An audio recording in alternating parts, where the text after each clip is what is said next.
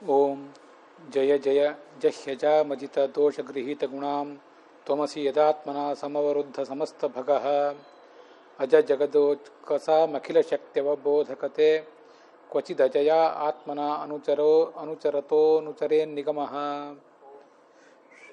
ಶ್ರೀಯತ್ರ ರೂಪಿಣ್ಯುರುಗಾಯ ಪಾದಯೋಃ ಕರೋತಿ ಮಾನಂ ಬಹುಧಾ ವಿಭೂತಿಭಿಃ ಪ್ರೇಂಕಶ್ರಿತಾಯ ಕುಸುಮಾಕರಾನುಗೈಃ ವಿಕೀಯಮಾನಾ ಪ್ರಿಯಕರ್ಮಗಾಯತಿ ದೇಹೇಂದ್ರಿಯಪ್ರಾಣಮನೋಭಿಮಾನೋ ಜೀವೋಂತರಾತ್ಮ ಗುಣಕರ್ಮಮೂರ್ತಿಃ ಸೂತ್ರಂ ಮಹಾನಿತ್ಯುರುದೇಹಗೀತಃ ಸಂಸಾರ ಆಧಾವತಿ ಕಾಲತಂತ್ರಃ ಯಸ್ವಾನುಭಾವಮಖಿಲಶ್ರುತಿಸಾರಮೇಕಂ ಅಧ್ಯಾತ್ಮದೀಪಮತಿತೀರ್ಷತಾಂ ತಮೋಂಧಂ ಸಂಸಾರಿಣಾಂ ಕರುಣಯಾಃ ಪುರಾಣಗುಹ್ಯಂ ತಂ ವ್ಯಾಸಸೂನುಮುಪಯಾಮಿ ಗುರುಂ ಮುನೀನಾಂ.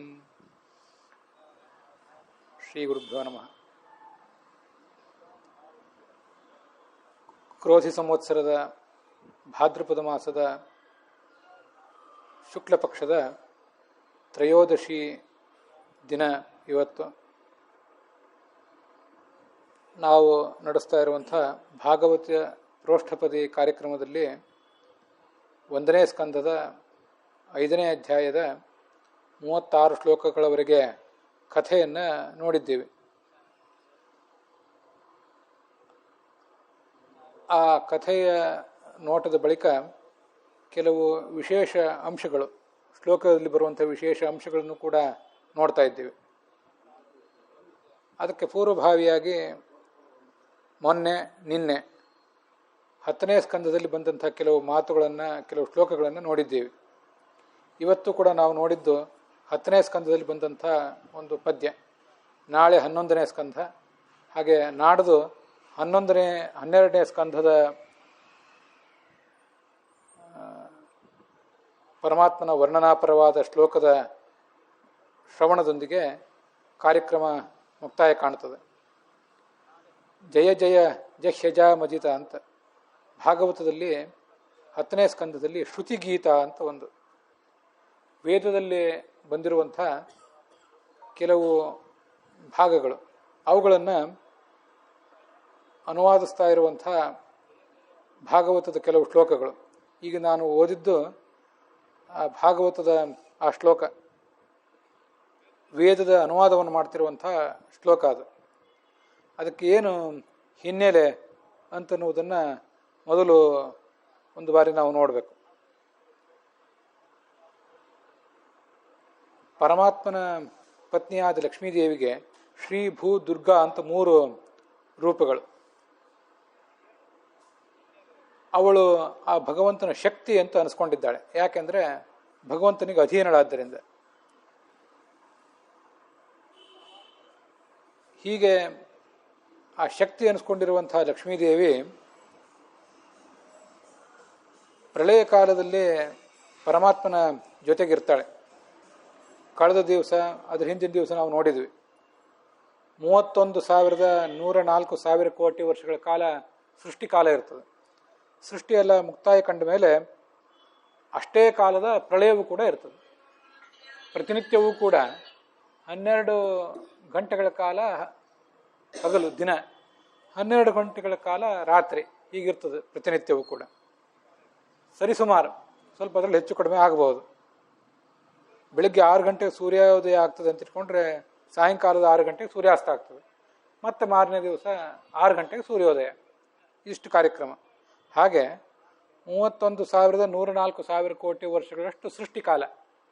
ಅದರ ಮೇಲೆ ಅಷ್ಟೇ ಮತ್ತೆ ಪ್ರಳಯ ಕಾಲ ಇದೆ. ಅದು ಮುಗಿದ ಮೇಲೆ ಮತ್ತೆ ಪ್ರಳಯ ಕಾಲ ಪ್ರಾರಂಭ ಕಾಣ್ತದೆ.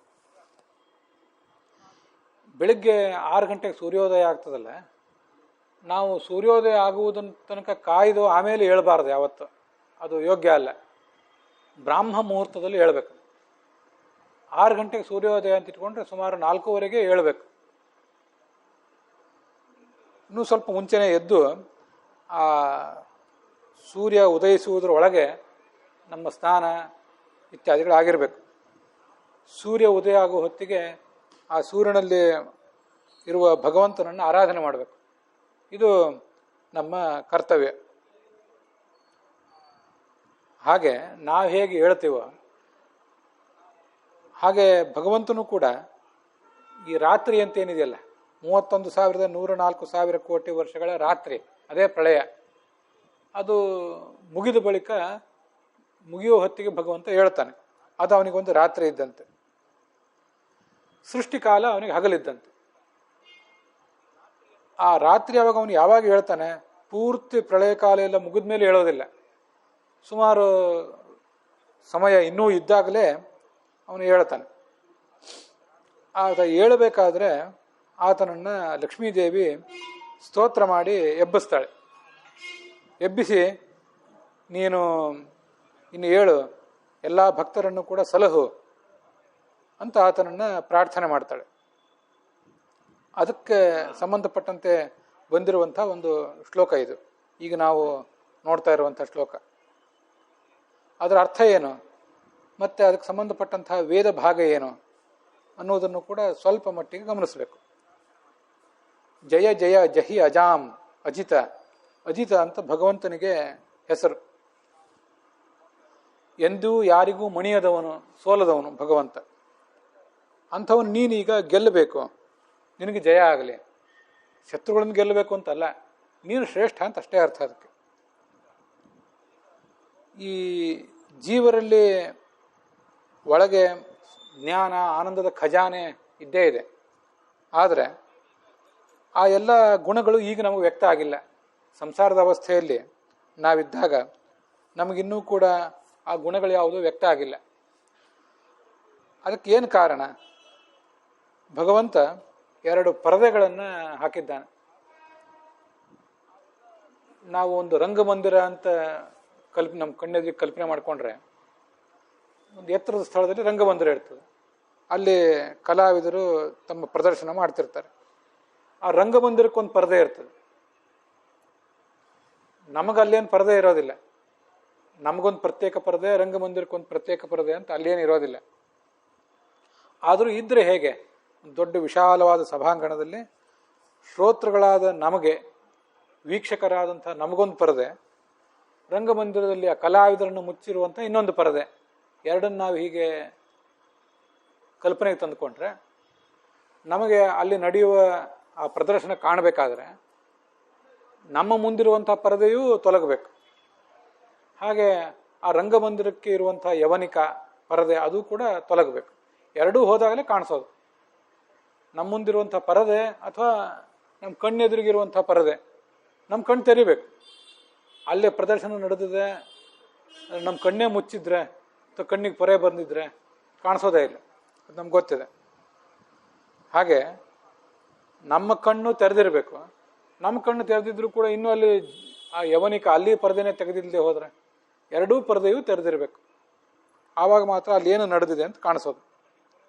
ಭಗವಂತನನ್ನು ಏನು ನಾವು ಪ್ರಾರ್ಥನೆ ಮಾಡಬೇಕು ಅದನ್ನು ಲಕ್ಷ್ಮೀದೇವಿ ಹೀಗೆ ತೋರಿಸಿಕೊಡ್ತಾಳೆ. ನಿನ್ನನ್ನು ಮುಚ್ಚಿರುವ ಪರದೆ ಅದನ್ನು ಸರಸು, ನಮ್ಮನ್ನು ಮುಚ್ಚಿರುವ, ನಮ್ಮ ಕಣ್ಣಿಗೆ ಕವಿದಿರುವಂಥ ಪರದೆ ಅವೆರಡನ್ನೂ ದೂರ ಮಾಡು. ನಿನ್ನಲ್ಲಿ ಎಲ್ಲ ಸದ್ಗುಣಗಳೂ ಇವೆ. ಆ ಸದ್ಗುಣಗಳಿಗೆ ಏನೂ ಮರೆ ಇಲ್ಲ. ನಮ್ಮೊಳಗೂ ಇವೆ ಗುಣಗಳು. ಭಗವಂತನಷ್ಟಲ್ಲದೆ ಹೋದ್ರೂ ಸ್ವಲ್ಪ ಆದರೂ ಗುಣಗಳು ನಮ್ಮಲ್ಲೂ ಇವೆ. ಆದರೆ ಅವೆಲ್ಲ ಈಗ ಮುಚ್ಚಿ ಹೋಗಿವೆ. ನೀನೀಗ ನಮ್ಮ ಗುಣಗಳನ್ನು ಮುಚ್ಚಿರುವ ಆ ಪರದೆಯನ್ನು ಸರಿಸಬೇಕಾಗಿದೆ. ಎಲ್ಲ ದೇವತೆಗಳೊಳಗೆ, ಜಡಗಳೊಳಗೆ, ಚೇತನಗಳೊಳಗೆ ನೀನಿದ್ದಿ. ಇದ್ದು ಅಖಿಲ ಶಕ್ತಿ ಅವಬೋಧಕ. ಈ ಜಗತ್ತಿನಲ್ಲಿ ಯಾರಾದರೂ ಸೃಷ್ಟಿ ಮಾಡ್ತಾ ಇದ್ದರೆ ಚತುರ್ಮುಖ ಸೃಷ್ಟಿ ಮಾಡ್ತಾನೆ, ಅವನೊಳಗಿದ್ದು ನೀನೇ ಸೃಷ್ಟಿ ಮಾಡಿಸ್ತಿ. ರುದ್ರ ಪ್ರಳಯ ಮಾಡ್ತಾನೆ. ಎಲ್ಲ ಕೆಲಸ ಮಾಡುವವನು ನೀನು. ಯಾರೋ ಒಬ್ಬರು ಪ್ರವಚನ ಮಾಡ್ತಾರೆ, ಅವರೊಳಗಿದ್ದು ಮಾಡುವವನು, ಹೇಳುವವನು ನೀನು. ಇನ್ಯಾರೋ ಕೇಳ್ತಾರೆ, ಕೇಳುವವರೊಳಗಿದ್ದು ನೀನು ಕೇಳಿದ್ರಿಂದ ಅವ್ರು ಕೇಳ್ತಾರೆ. ಮತ್ತೊಬ್ಬರು ಯಾರು ಪೂಜೆ ಮಾಡ್ತಾರೆ, ಪೂಜೆ ಮಾಡುವಾಗಲೂ ಕೂಡ ಅವನೊಳಗೆ ನಿಂತು ಪೂಜೆ ಮಾಡಿಸಿದರೆ ನಮ್ಮ ಪೂಜೆ ನಡೀತದೆ. ಹಾಗೆ ನಮ್ಮೆಲ್ಲರ ಶಕ್ತಿಗಳನ್ನು ನೀನು ಪ್ರೇರಿಸು, ಪ್ರಚೋದಿಸು, ಎಲ್ಲರನ್ನು ಕೂಡ ಸೃಷ್ಟಿ ಮಾಡು. ಈ ವೇದದಲ್ಲಿ, ಶಾಸ್ತ್ರಗಳಲ್ಲಿ ಹೀಗೆ ಮಾಡಬೇಕು, ಹೀಗೆ ಮಾಡಬಾರ್ದು ಅಂತ ಅನೇಕ ಥರದ ಮಾತುಗಳೆಲ್ಲ ಕೇಳಿ ಬರ್ತಿರ್ತವೆ. ಅವೆಲ್ಲ ಯಾತಕ್ಕಾಗಿ? ನಿನ್ನ ಪ್ರೀತ್ಯರ್ಥವಾಗಿ. ಭಗವಂತ ಪ್ರೀತನಾದರೆ ಹೀಗೆ ಮಾಡಬೇಕು ಹೀಗೆ ಮಾಡಬಾರ್ದು ಅನ್ನೋದಕ್ಕೆಲ್ಲ ಅರ್ಥ. ಭಗವಂತನೇ ಪ್ರೀತ ಆಗದೆ ಹೋದರೆ ಅದು ಯಾವುದಕ್ಕೂ ಕೂಡ ಏನೂ ಅರ್ಥವೂ ಇಲ್ಲ. ಇದು ನಮ್ಗೆ ಗೊತ್ತಿದೆ. ಹೀಗೆ ಆ ಭಾಗವತದ ಆ ಶ್ಲೋಕ ಶ್ರುತಿಗೀತ ಅಂತ ಅದಕ್ಕೆ ಹೆಸರು. ಅಂಥದ್ದೊಂದು ವೇದ ಭಾಗ ಇದೆ, ಅದನ್ನು ಬೋಧನೆ ಮಾಡುವ, ಅದನ್ನೇ ಅನುವಾದಿಸಿರುವಂಥ ಒಂದು ಭಾಗವತದ ಶ್ಲೋಕ ಅದು. ಮೂಲ ವೇದ ಭಾಗ ಹೀಗಿದೆ: ಜಯ ಜಯ ಹನ ಹನ ಪ್ರಕೃತಿಂ ದ್ರಾವಯ ದ್ರಾವಯ, ಭಿಂದಿ ಭಿಂದಿ ದುಃಖಂ ತಮೋ ಅರತಿಮಜಿತ, ಪರಮ ಪರೇಶಾನ ವಾಸುದೇವ ವೈಕುಂಠ ನಾರಾಯಣ ಹೃಷಿಕೇಶ, ಅನಯಾಹಿ ಜೀವಗುಣ ವಿಸಂವೃತ ಅಧಿಸಂವೃತಾ ಅಂತ ಹೀಗೆ ಒಂದು ದೀರ್ಘವಾದಂಥ ಒಂದು ವೇದ ಭಾಗ ಅಲ್ಲಿದೆ. ಪ್ರಭೋ ವಿಭೋ ಸಮಾಸ್ವ ವ್ಯಾಸ್ವ ಉತ್ತಿಷ್ಠ ಪ್ರಚರ ವಿಚರ, ಸಂಧಿನು ಸಂಧಿನು ಮಾತೇ ಕ್ಷಣೋತ್ಯಗಾತ್ ಮಾತೇ ಕ್ಷಣೋತ್ಯಗಾತ್. ಭಗವಂತನೇ, ನೀನು ನಮ್ಮ ಪ್ರಕೃತಿಯನ್ನು, ಜಡವಾದ ಪ್ರಕೃತಿಯಲ್ಲಿ ಸತ್ವರಜಸ್ತಮ ಗುಣಗಳಿಂದ ಕೂಡಿದ ಈ ಪ್ರಕೃತಿಯಲ್ಲಿ ನಾವು ಸಿಕ್ಕಿ ಬಿದ್ದಿದ್ದೀವಲ್ಲ, ಆ ಪ್ರಕೃತಿಯನ್ನು ದೂರ ಮಾಡು. ಭಿಂದಿ ಭಿಂದಿ ದುಃಖಂ, ನಮಗೆಲ್ಲರಿಗೂ ಸಂಸಾರದ ದುಃಖ ಕವಿದಿದೆ, ಆ ದುಃಖವನ್ನು ನಾಶ ಮಾಡು. ಮತ್ತು ನಮಗೆ ಒಂದು ಅನಾಸಕ್ತಿ, ನಿಷ್ಕ್ರಿಯತೆ, ಯಾವುದರ ಬಗ್ಗೆ? ಅಧ್ಯಾತ್ಮದ ಬಗ್ಗೆ. ಲೌಕಿಕದ ಬಗ್ಗೆ ನಮಗೆ ಆಸಕ್ತಿ ಇದ್ದೇ ಇದೆ, ಆದರೆ ನಮಗೆ ಅಧ್ಯಾತ್ಮದ ಬಗ್ಗೆ ಅನಾಸಕ್ತಿ ಇದೆ. ಆ ಅನಾಸಕ್ತಿಯನ್ನು ನೀನು ದೂರ ಮಾಡು. ಪರಮ ಪರೇಶಾನ, ಆ ಭಗವಂತನನ್ನು ಹೀಗೆ ಆ ವೇದವಾಕ್ಯ ಸ್ತೋತ್ರ ಮಾಡಿದೆ. ಅದು ಶಾಂಡಿಲ್ಯ ಶ್ರುತಿ ಅಂತ ಒಂದು ವೇದ ಭಾಗ, ಅದನ್ನು ಭಾಗವತ ಹೀಗೆ ಅನುವಾದ ಮಾಡಿದೆ. ಹೀಗೆ 10ನೇ ಸ್ಕಂದದಲ್ಲಿ ಬಂದಿರುವಂಥ ಒಂದು ತುಂಬ ಅನೇಕ ಸುಂದರವಾದಂಥ ಸ್ತೋತ್ರಗಳಿವೆ. ಅದರಲ್ಲಿ ಒಂದನ್ನು ಇವತ್ತು ನೋಡಿದ್ದೀವಿ. ಹೀಗೆ 10ನೇ ಸ್ಕಂದದವರೆಗೆ ನಮ್ಮ ಸಂಕ್ಷಿಪ್ತವಾದ ಶ್ರವಣ ಇಲ್ಲಿಗೆ ಸಮಾಪ್ತ ಆಗಿದೆ. ಇನ್ನು ಮುಂದೆ ನಾವು 1ನೇ ಸ್ಕಂದದ 5ನೇ ಅಧ್ಯಾಯದ ಕಥಾಭಾಗವನ್ನು ಏನು ನೋಡ್ತಾ ಇದ್ದೀವಿ, ಅದನ್ನು ಈಗ ಮುಂದುವರಿಸಬೇಕು. 27 ಶ್ಲೋಕಗಳನ್ನು ಕಳೆದ ದಿವಸ ನೋಡಿದ್ದೀವಿ. ವಸ್ತುತಃ 36 ಶ್ಲೋಕಗಳನ್ನೇ ನೋಡಿದ್ದೀವಿ ಕಥೆಯ ದೃಷ್ಟಿಯಿಂದ. ಅಲ್ಲಿರುವ ಕೆಲವು ಪದಗಳ ಜೋಡಣೆ, ಯಾವ ಪದಕ್ಕೆ ಏನು ಅರ್ಥ ಅನ್ನುವುದನ್ನು ನೋಡುವ ನಿಟ್ಟಿನಲ್ಲಿ 27 ಶ್ಲೋಕಗಳನ್ನು ನೋಡಿದ್ದೀವಿ. ಈಗ ಆ ಮುಂದಿನ ಒಂದು ಅಂಶವನ್ನು ಕೂಡ, ಮುಂದಿನ ಒಂದು ಶ್ಲೋಕವನ್ನು ಕೂಡ ನೋಡಬೇಕು. ಅದು ಭಾಗವತ ಸಾರೋದ್ಧಾರದಲ್ಲಿ ವಿಷ್ಣು ತೀರ್ಥರು ಉದ್ಧರಿಸಿದ ಶ್ಲೋಕ. ಇತ್ತಂ ಶರತ್ ಪ್ರಾವೃಷಿಕಾವೃತು ಹರೇರ್ ವಿಷಣ್ವತೋ ಮೇ ಅನುಸವಂ ಯಥೋಮಲಂ ಸಂಕೀರ್ತ್ಯಮಾನಂ ಮುನಿಭಿರಿ ಯಥಾತ್ಮಭಿ ಭಕ್ತಿ ಪ್ರವೃತ್ತ ಆತ್ಮರಜಸ್ತಮೋಪಹ ಅಂತ ಭಾಗವತದ 1ನೇ ಸ್ಕಂದದ 5ನೇ ಅಧ್ಯಾಯದ 28ನೇ ಶ್ಲೋಕ. ಅದರ ಅರ್ಥ ನಾವು ಈಗಾಗಲೇ ಕೇಳಿದ್ದೀವಿ. ಒಂದು ಕಡೆ ಚಾತುರ್ಮಾಸ್ಯಕ್ಕೆ ಅಂತ ಕೂತಿದ್ರು ಜ್ಞಾನಿಗಳು. ನಾನು ಅವರು 3 ಹೊತ್ತು ಮಾಡ್ತಿದ್ದ ಪ್ರವಚನ ಇತ್ಯಾದಿಗಳನ್ನು ಕೇಳಿದೆ. ನನ್ನ ಹೃದಯವನ್ನು ಕವಿದಿದ್ದ ರಜೋಗುಣ ತಮೋಗುಣಗಳು ದೂರ ಆದವು, ನನ್ನಲ್ಲಿ ಭಕ್ತಿ ಸ್ಫುರಿಸಿತು. ಇದು ಅಲ್ಲಿರುವಂಥ ಶ್ಲೋಕ. ಭಾಗವತ ಸಾರೋದ್ಧಾರ, ಅದರ ಬಗ್ಗೆ ನಿಮ್ಮಲ್ಲಿ ಅನೇಕ ಜನರಿಗೆ ಗೊತ್ತಿದ್ದೇ ಇದೆ. ಗೊತ್ತಿಲ್ಲದೇ ಇದ್ದವರ ಅವಗಾಹನೆಗಾಗಿ ಇನ್ನೊಂದು ಬಾರಿ ಅದನ್ನು ಹೇಳ್ತೇನೆ. ಸುಮಾರು 18,000 ಶ್ಲೋಕಗಳು ಭಾಗವತದಲ್ಲಿವೆ. ಅವುಗಳಲ್ಲಿನ ಕೆಲವು ಶ್ಲೋಕಗಳನ್ನು ಆಯ್ದು ಸುಮಾರು 356 ಶ್ಲೋಕಗಳಿಂದ ಭಾಗವತ ಸಾರೋದ್ಧಾರ, ಭಾಗವತದ ಸಾರವನ್ನು ಸೋಸಿ ತೆಗೆದುಕೊಡೋದು ಅಂತ ಅರ್ಥ. ಹಾಗೆ ವಿಷ್ಣು ತೀರ್ಥರು ಅಂತ ಈ ಮಾದನೂರು, ಕೊಪ್ಪಳ ಜಿಲ್ಲೆಯ ಮಾದನೂರು, ಅಲ್ಲಿ ಅವರ ಬೃಂದಾವನ ಇದೆ. ಅವರು ಈ 356 ಮಹತ್ವಪೂರ್ಣವಾದ ಶ್ಲೋಕಗಳನ್ನು ಆಯ್ಕೆ ಮಾಡಿ ಅದಕ್ಕೆ ತಾವೇ ಮತ್ತೆ ವ್ಯಾಖ್ಯಾನವೂ ಮಾಡಿ, ನನ್ನ ಕಣ್ಣಿನಲ್ಲಿ ಈ ಶ್ಲೋಕಕ್ಕೆ ಯಾಕೆ ಮಹತ್ವ ಬಂತು ಅಂತೊಂದು ವಿಶಿಷ್ಟವಾದ ವ್ಯಾಖ್ಯಾನವನ್ನು ಮಾಡಿದ್ದಾರೆ.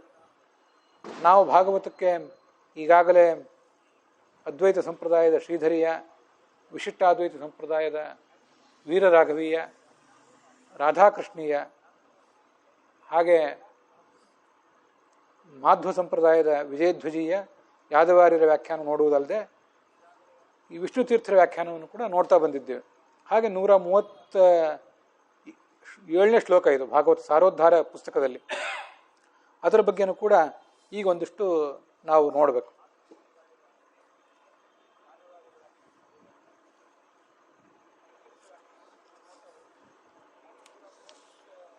ತಸ್ಯೈವಮ್ಮೆ ಅನುರಕ್ತಸ್ಯ, ಅವರು ವಿಷ್ಣು ತೀರ್ಥರು ಈಗ ಅದನ್ನು ವ್ಯಾಖ್ಯಾನ ಮಾಡ್ತಾರೆ. ಮಾತ್ರಾಯೋಗಿನಾಂ ಶುಶ್ರೂಷಣೆ ನಿರೂಪಿತ ಇತ್ಯುಕ್ತಂ. ನನ್ನ ತಾಯಿ ನನ್ನನ್ನು ಆ ಜ್ಞಾನಿಗಳ ಸೇವಾ ಮಾಡಿ ಹೋಗು ಅಂತ ಕಳಿಸಿದಳು. ನಾವು ಅವಳ ಸೇವಾ ಮಾಡಲಿಕ್ಕೆ ತೊಡಗಿದೆ. ಯತಿಗಳಲ್ಲಿ ಅವ್ರ ಬಗ್ಗೆ ಭಕ್ತಿಯಿಂದ ವಿನಯಪೂರ್ವಕವಾಗಿ ನಾನು ಸೇವಾ ಮಾಡ್ತಾ ಹೋದಾಗ ನನ್ನ ಪಾಪಗಳೆಲ್ಲ ದೂರ ಹೋದವು. ಒಂದು ಅದ್ಭುತವಾದ ತತ್ವವನ್ನು, ಶಾಸ್ತ್ರವನ್ನು ಕೂಡ ನನಗವರು ಉಪದೇಶ ಮಾಡಿದರು. ಮನುಷ್ಯ ಸಾಧನೆ ಮಾಡಬೇಕಾದದ್ದು 2 ದೊಡ್ಡ ಸಂಗತಿಗಳು. ಒಂದು ಆತ್ಮ ಪ್ರಶಂಸಾ ವರ್ಜನೆ, ಮತ್ತೊಂದು ಮಹನ್ನಿಂದ ವರ್ಜನ ಅಂತ. ಇವೆರಡನ್ನ ವಿಷ್ಣು ತೀರ್ಥರು ಮೇಲಿನ ಮೇಲೆ ಒತ್ತಿ ಹೇಳ್ತಿರ್ತಾರೆ. ಮನುಷ್ಯ ತನ್ನನ್ನು ತಾನು ಹೊಗಳ್ಕೊಳ್ಳೋದನ್ನು ಬಿಡಬೇಕು. ಮತ್ತು ಜ್ಞಾನಿಗಳನ್ನು, ಸಾಧು ಸತ್ಪುರುಷರನ್ನು ನಿಂದಿಸುವುದನ್ನು, ತೆಗಳುವುದನ್ನು, ನಿರ್ಲಕ್ಷಿಸುವುದನ್ನು ಕೂಡ ಬಿಡಬೇಕು. ಅಂಥ ಒಂದು ಪ್ರಸಂಗದಲ್ಲಿ ಜ್ಞಾನಿಗಳ ಸೇವಾ ಹೇಗೆ ಮಾಡಬೇಕು ಅನ್ನೋದಕ್ಕಾಗಿ ವಿಷ್ಣು ತೀರ್ಥರು ತಗೊಂಡಂಥ ಶ್ಲೋಕ ಇದು. ಇವೆರಡು ತಪಸ್ಸಿದೆ, ದೊಡ್ಡ ತಪಸ್ಸು. ಇಂಥ ಒಂದು ತಪಸ್ಸನ್ನು ನಾನು ಮಾಡಿದೆ. ಏತದೇವ ಆತ್ಮಪ್ರಶಂಸಾ ಪರನಿಂದ ಪದಬೋಧ್ಯಂ ತಾದೃಶ ವಚನಾದಿಕಂತು ತದ್ಧೇತುತಯೈವ ತತ್ಪದಾಭಿಧೇಯಂ. ಇದೊಂದು ತಪಸ್ಸು ಅಂತ ತಿಳ್ಕೊಂಡು ಮಾಡಬೇಕು. ಸಾಮಾನ್ಯವಾಗಿ ನಮ್ಮ ಸ್ವಭಾವ ಹೇಗಿರ್ತದೆ, ನಾನೊಬ್ಬ ಭಾಳ ದೊಡ್ಡ ವ್ಯಕ್ತಿ, ಇನ್ನೊಬ್ಬರು ನನ್ನ ಕಣ್ಣಿಗೆ ಬಿದ್ದವರೆಲ್ಲ ಕ್ಷುಲ್ಲಕರು ಅನ್ನುವಂಥ ಆಲೋಚನೆ ಇರ್ತದೆ.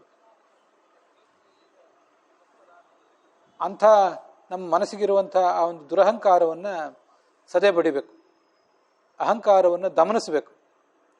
ಹಾಗೆ ದಮನಿಸಿ ಆ ಮನಸ್ಸನ್ನು ಮಹಾತ್ಮರ ಸೇವಾದಲ್ಲಿ ತೊಡಗಿಸ್ಬೇಕಂತ. ಭಾಗವತದಲ್ಲಿ ಇನ್ನೂ 5ನೇ ಸ್ಕಂದದಲ್ಲಿ ಒಂದು ಶ್ಲೋಕ ಇದೆ, ಡಂಭಂ ಮಹದುಪಾಶ್ರಯಾತ್ ಅಂತ. ನಮ್ಮಲ್ಲಿ ಡಂಭಾಚಾರ, ಆಷಾಢಭೂತಿತನ, ಮೇಲೊಂದು ಹೊರಗೊಂದು, ಒಳಗೊಂದು ಹೊರಗೊಂದು ಇಂಥವೆಲ್ಲ ತುಂಬಿರ್ತವೆ. ಅದನ್ನೆಲ್ಲ ಹೇಗೆ ಗೆಲ್ಲಬೇಕು ಅಂತ ಪ್ರಶ್ನೆ ಬಂದರೆ ಮಹಾತ್ಮರ ಸೇವಾ ಮಾಡಬೇಕು. ಅಷ್ಟು ಸೇವಾ ಮಾಡಿಬಿಟ್ರೆ ಅದೆಲ್ಲ ಅಂಥ ಡಂಭಾಚಾರ ಎಲ್ಲ ಹೋಗ್ತದಂತ. ದೊಡ್ಡವ್ರನ್ನ ನೋಡಿದರೆ ಅವ್ರು ಹೇಗೆ ಒಳಗೂ ಹೊರಗೂ ಒಂದೇ ಇಟ್ಕೊಂಡಿರ್ತಾರೆ. ಸಂಸ್ಕೃತದಲ್ಲಿ ಹಾಗೊಂದು ಸುಭಾಷಿತ ಇದೆ, ಮಹಾತ್ಮರಿಗೂ ಅಲ್ಪಾತ್ಮರಿಗೂ ಇರುವ ವ್ಯತ್ಯಾಸ ಏನು? ಕರ್ಮಣ್ಯೇಕಂ ವಚಸ್ಸೇಕಂ ಮನಸ್ಸೇಕಂ ದುರಾತ್ಮನಾಂ. ದುರಾತ್ಮರು, ಅಲ್ಪಾತ್ಮರು ಹೇಗಿರ್ತಾರಂದರೆ ಕರ್ಮಣಿ ಏಕಂ, ಮಾಡುವುದು ಒಂದು, ಮನಸ್ಸಿ ಏಕಂ, ಮನಸ್ಸಿನಲ್ಲಿ ಮತ್ತೊಂದು, ವಚಸ್ಸಿ ಮಾತಿನಲ್ಲಿ ಮತ್ತೊಂದು. ಅವರ ಆಲೋಚನೆಗೂ ಮಾತಿಗೂ ಕೃತಿಗೂ ತಾಳವಿಲ್ಲ, ಮೇಳವಿಲ್ಲ. ಯಾವಾಗೋ ಏನಾದರೂ ಕೋಟ್ ಮಾಡ್ತಾರೆ, ಮಾತನಾಡುವುದು ಏನಾದರೂ ಮಾತಾಡ್ತಾರೆ, ಕೃತಿ ಮತ್ತೇನೋ ಮಾಡ್ತಾರೆ. ಆದರೆ ಮಹಾತ್ಮರದ್ದು ಹೇಗಿರ್ತದಂದರೆ ಮನಸ್ಸಿ ಏಕಂ, ವಚಸಿ ಏಕಂ, ಕರ್ಮಣಿ ಏಕಂ. ಒಂದೇ ಮಾತು, ಒಂದೇ ಆಲೋಚನೆ, ಒಂದೇ ಕೃತಿ. ಇದು ಮಹಾತ್ಮರದ್ದು. ಅದಕ್ಕಾಗಿ ಮಹಾತ್ಮರ ಸೇವಾ ಮಾಡಿದರೆ ಆವಾಗ ನಮ್ಮ ಡಂಭಾಚಾರ ನಾವು ಗೆಲ್ಲಬಹುದು ಅಂತ ಅಲ್ಲಿ ಕೇಳಿ ಬರ್ತದೆ. ಅದನ್ನೆಲ್ಲ ಇಂಥ ಮಹಾತ್ಮರ ಸೇವಾ ಮಾಡಿ ನಾವು ಕಲ್ತ್ಕೋಬೇಕು ಅಂತ ನಾರದರು ಹೇಳ್ತಿದ್ದಾರೆ.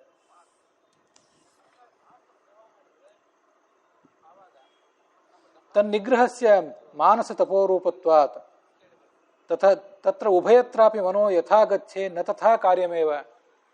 ಇನ್ನೊಬ್ಬರಲ್ಲಿ ದೋಷ ಹುಡುಕ್ಲಿಕ್ಕೆ ಮನಸ್ಸು ಯಾವತ್ತೂ ತಯಾರಾಗಿರ್ತದೆ. ನಮ್ಮೊಳಗಿರುವ ದೋಷ ಆ ಮನಸ್ಸಿಗೆ ಗೊತ್ತಾಗೋದೇ ಇಲ್ಲ.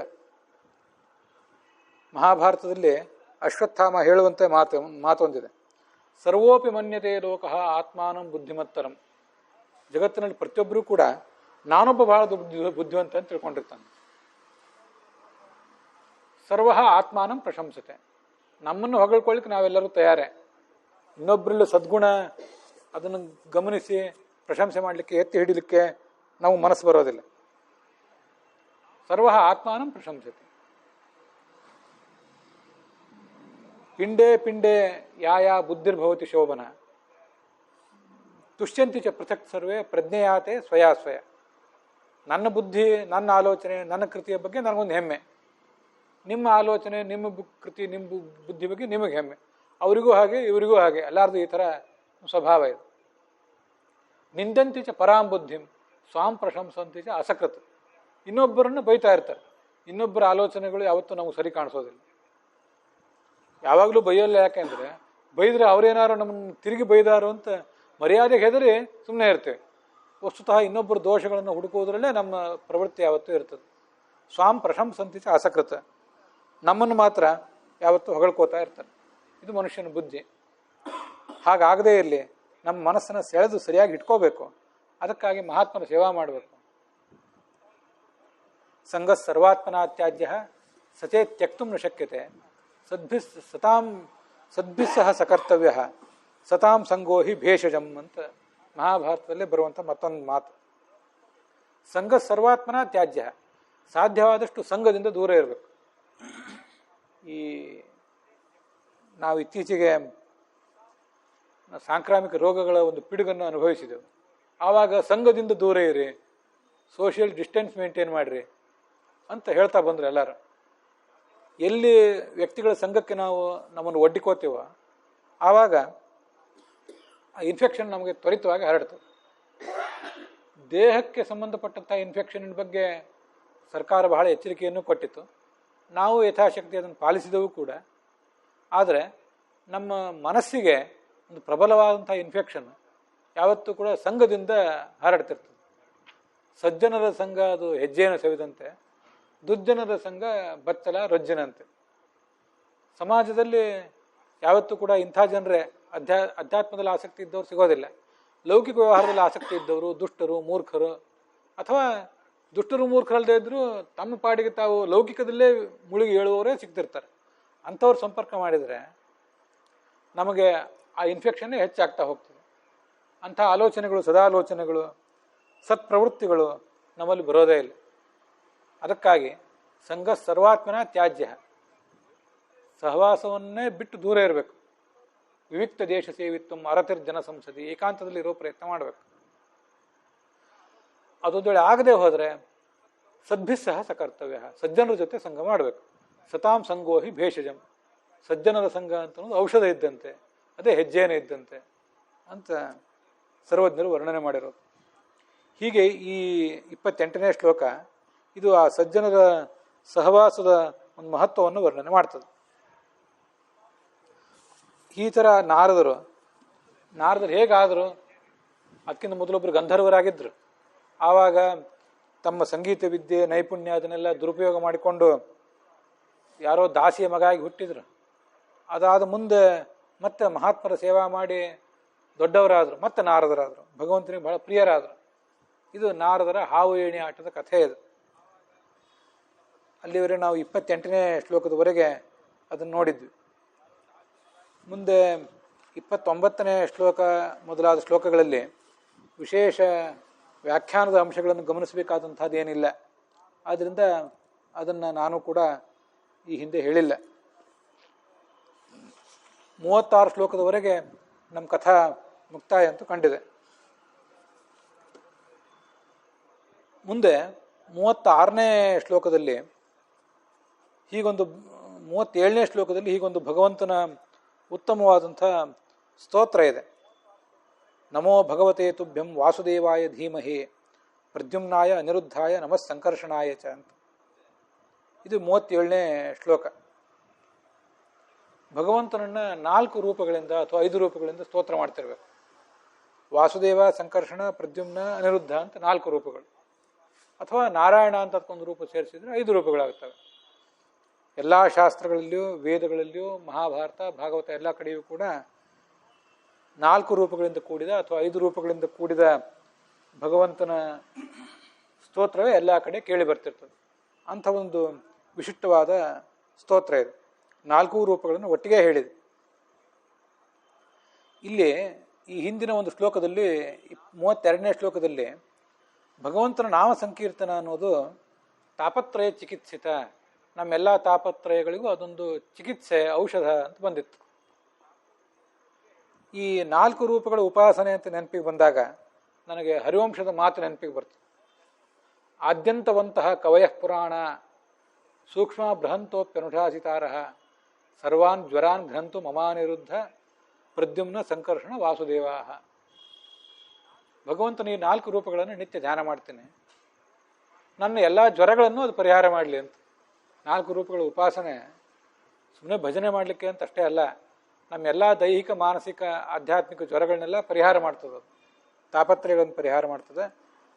ನಮ್ಮ ಅನಾಸಕ್ತಿ ಇತ್ಯಾದಿಗಳನ್ನು ಅದು ಅಧ್ಯಾತ್ಮದಲ್ಲಿ ನಮ್ಮ ಅನಾಸಕ್ತಿ, ನಮ್ಮ ಅಜ್ಞಾನ ಎಲ್ಲವನ್ನೂ ಅದು ಪರಿಹಾರ ಮಾಡ್ತದೆ.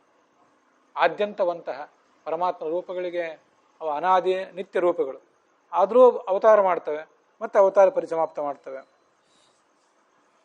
ಸೂಕ್ಷ್ಮ ಬೃಹಂತಹ, ಅದೇ ಅಣುವಿಗಿಂತಲೂ ಅಣು, ಮಹತ್ತಿಗಿಂತಲೂ ಮಹತ್ವ ರೂಪ. ಸರ್ವಾನ್ ಜ್ವರಾನ್, ಎಲ್ಲ ಥರದ ಜ್ವರಗಳನ್ನು ಕೂಡ ನನ್ನ ಈ ರೂಪಗಳ ಸ್ಮರಣೆ, ಅವುಗಳ ಧ್ಯಾನ ಪರಿಹಾರ ಮಾಡಲಿ. ಜ್ವರಾನ್ ಗೃಹಂತು ಮಮ ಅನಿರುದ್ಧ ಪ್ರದ್ಯುಮ್ನ ಸಂಕರ್ಷಣ ವಾಸುದೇವಾಹ, ಈ 4 ರೂಪಗಳು ಎಲ್ಲವನ್ನು ಕೂಡ, ಎಲ್ಲ ಆಪತ್ತನ್ನು ಕೂಡ ಪರಿಹಾರ ಮಾಡಲಿ ಅಂತ ಶ್ಲೋಕ ಅದು. ಇತಿ ಮೂರ್ತ್ಯಭಿಧಾನೇನ ಮಂತ್ರಮೂರ್ತಿ ಅಮಂತ್ರಕಂ ಯಜತೆ ಯಜ್ಞಪುರುಷಂ ಸಸಮ್ಯಕ್ ದರ್ಶನ ಪುಮಾನ್. ಹೀಗೆ ಆ ಭಗವಂತನನ್ನು ಧ್ಯಾನ ಮಾಡಬೇಕು. ಮಂತ್ರಮೂರ್ತಿಂ ಅಮಂತ್ರಕಂ, ಭಗವಂತನಿಗೆ ನಮ್ಮಂತೆ ರಕ್ತ ಮಾಂಸದಿಂದ ತುಂಬಿದ ದೇಹ ಇಲ್ಲ, ಭೌತವಾದ ದೇಹ ಅವನಿಗಿಲ್ಲ. ಆದರೆ ಮಂತ್ರವೇ ಅವನಿಗೊಂದು ದೇಹ. ಮಂತ್ರವನ್ನು ಹೀಗೆ ನಾವು ಉಚ್ಚಾರ ಮಾಡಿದಾಗ ಮಂತ್ರಕ್ಕೆ ವಶೀಭೂತನಾಗಿ ಭಗವಂತ ಬಂದೇ ಬರ್ತಾನೆ. ಮಂತ್ರದಲ್ಲಿ ಭಕ್ತಿಯ ಭಾವ ತುಂಬಿರಬೇಕಿಷ್ಟೆ. ಮಂತ್ರ ಅಂತ ಸಂಸ್ಕೃತದ ಮಂತ್ರವೇ ಆಗಬೇಕಾಗಿಯೂ ಏನಿಲ್ಲ. ಭಗವಂತ ಸರ್ವಶಬ್ದವಾಚ್ಯ, ಯಾವ ಭಾಷೆಯೂ ಅವನಿಗೆ ಅರ್ಥ ಆಗ್ತದೆ. ಆದ್ದರಿಂದ ಯಾವುದೇ ಭಾಷೆಯಾದರೂ ಅಲ್ಲಿನ ಭಾವ ಮುಖ್ಯ. ಭಕ್ತಿವಶ ಪುರುಷ ಭಕ್ತಿರೇವೈನಂ ಗಮಯತಿ ಅಂತ ಶಾಸ್ತ್ರ. ಈ ಪುರುಷ ಭಗವಂತ ಏನಿದ್ದಾನೆ ಅವನು ಭಕ್ತಿವಶ, ನಮ್ಮ ಭಕ್ತಿಗೆ ಒಲಿತಾನೆ. ಭಕ್ತಿಯಿಂದ ಅವನನ್ನು ತಿಳಿಯುವುದು ಸಾಧ್ಯ. ಭಕ್ತ್ಯಾ ತ್ವನನ್ಯಯ ಲಭ್ಯ ಅಹಂ ಏವಂ ವಿಧೋರ್ಜುನ ಅಂತ ಭಗವದ್ಗೀತಾದಲ್ಲಿ ವಿಶ್ವರೂಪವನ್ನೆಲ್ಲ ತೋರಿಸಿ, ಇಂಥ ರೂಪವನ್ನು ನಿನಗೇನು ತೋರಿಸಿದ್ದೇನಲ್ಲ, ಇದರಿಂದ ಇಂಥ ರೂಪವನ್ನು ಕಾಣಲಿಕ್ಕೆ ಸಾಧ್ಯ ಇರುವುದು ದೊಡ್ಡ ಭಕ್ತರಿಗೆ ಮಾತ್ರ, ಸಾಮಾನ್ಯರಿಗೆ ಹೀಗೆ ನೋಡ್ಲಿಕ್ಕೆ ಸಾಧ್ಯವೇ ಇಲ್ಲ. ಭಕ್ತಿ ಇದ್ದರೆ ಯಾರಿಗೂ ಕಾಣ್ತಾನೆ ಅಂತ ಅಲ್ಲಿ ಸ್ವಯಂ ಕೃಷ್ಣ ಆ ಭಕ್ತಿಯ ಮಹತ್ವವನ್ನು ತೋರಿಸ್ತಾನೆ. ಭಕ್ತೋಸಮೇ ಸಖಾಚೇತಿ, ನೀನು ನನ್ನ ಭಕ್ತ, ನೀನು ನನ್ನ ಗೆಳೆಯ ಅನ್ನೋ ದೃಷ್ಟಿಯಿಂದ ನಿನಗೆ ನಾನು ಇದನ್ನೆಲ್ಲ ತೋರಿಸಿದೆ, ಇಲ್ಲದೆ ಹೋದರೆ ಈ ವಿಶ್ವರೂಪ ನಿನಗೆ ತೋರಿಸ್ತಿರ್ಲಿಲ್ಲ ಅಂತಾನೆ. ಭಕ್ತಿಯಿಂದ ಮಂತ್ರವೊಂದನ್ನು ಹೀಗೆ ಪಠನೆ ಮಾಡಿದರೆ ಭಗವಂತ ಅಲ್ಲಿ ಧಾವಿಸಿ ಬಂದೇ ಬರ್ತಾನೆ. ನಾವು ಕರೆಯೋದೊಂದೇ ತಡ ಅಷ್ಟೆ. ಇಮಂ ಸ್ವಧರ್ಮ ನಿಯಮಂ ಅವೇತ್ಯ ಮದನುಷ್ಠಿತಂ ಅದಾನ್ಮೇ ಜ್ಞಾನಮೈಶ್ವರ್ಯಂ ಸ್ವಸ್ಮಿನ್ ಭಾವಂ ಚ ಕೇಶವ. ಭಗವಂತನ ಧ್ಯಾನದಿಂದ ಇಂಥ ಒಂದು ಉನ್ನತ ಸ್ಥಾನವನ್ನು ಪಡೆಯಬಹುದು ಅನ್ನುವುದಕ್ಕೆ ನಾನೇ ಸಾಕ್ಷಿ. ನಾನು ಮಾಡಿದ ನಿಷ್ಕಾಮ ಕರ್ಮಕ್ಕೆ, ನಿಷ್ಕಾಮ ಭಕ್ತಿಗೆ ಒಲಿದು ಭಗವಂತ ನನಗೆ ತನ್ನನ್ನು ತೋರಿಸಿದ.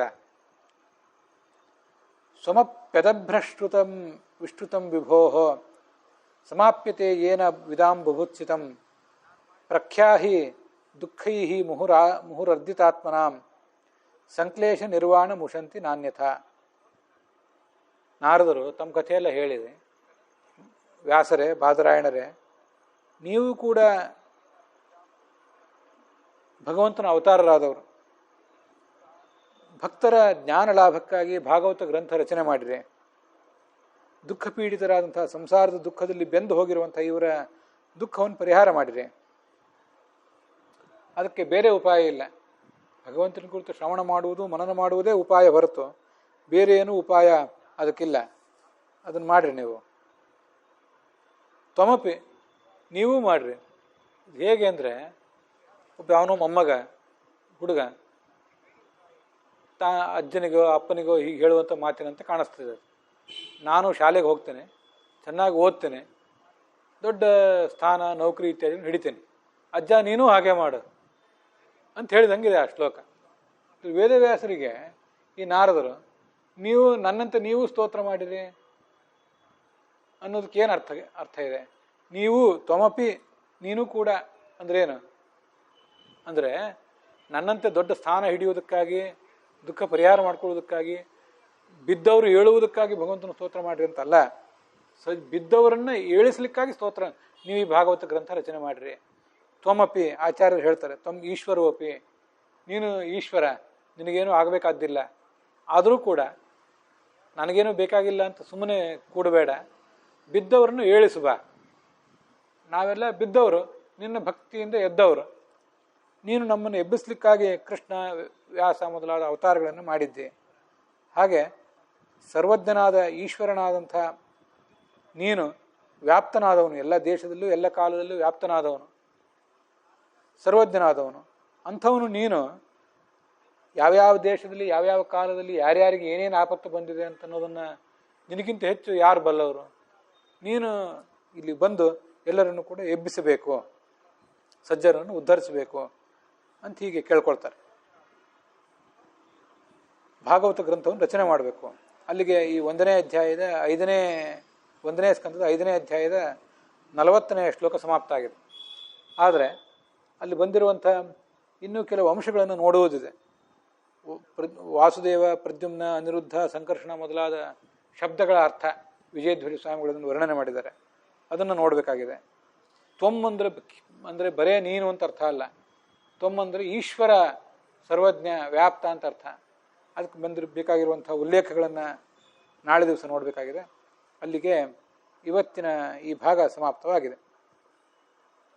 ಹುಸಿಯ ನಾಡಿ ಹೊಟ್ಟೆ ಹೊರೆವ ವಿಷಯದಲ್ಲಿ ರಸಿಕನೆಂದು ಹುಸಿಗೆ ಹಾಕದಿರೋ ಇನ್ನು ಋಷಿಕೇಶನೇ, ಈಶನಿಂದ ಚರಣ ಭಜನೆ ಆಸೆಯಿಂದ ಮಾಡುವೆ, ದೋಷರಾಶಿ ನಾಶ ಮಾಡು ಶ್ರೀಶಕೇಶವ. ಶ್ರೀಕೃಷ್ಣಾರ್ಪಣಮಸ್ತು.